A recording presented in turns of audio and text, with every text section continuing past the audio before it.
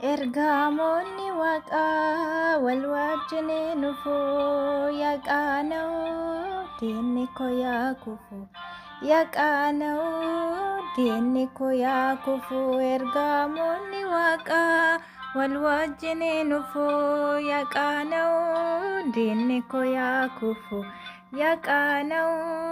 diinni koo yaa kufu. Kana baasisanii afaan diinaa korraa maal jedheen ibsa yommuun ittiin bona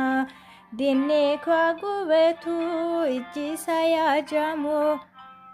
ergamoota waaqaa kanaan ittiin bonu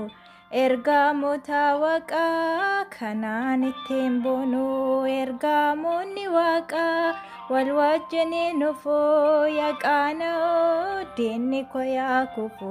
yaqaana'u diinni koo yaa kufu.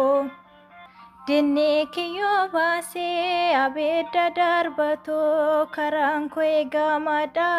tasaanan argatu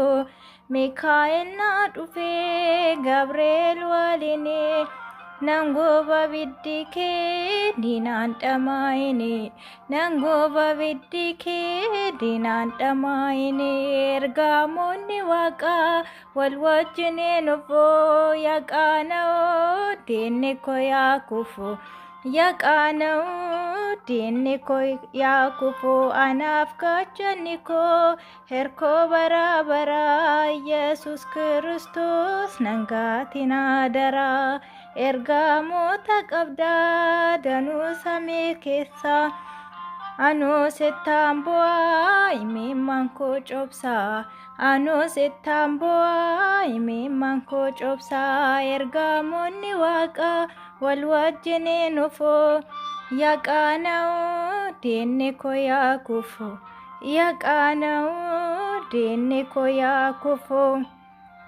Gaarummaa ergamoota kan barate beekaa anis kanan labsaa kan macaafa keessaa booddee koo laaluuf fuuldurri koo ifaa diinni koo qaana'ee duraa kootti kufaa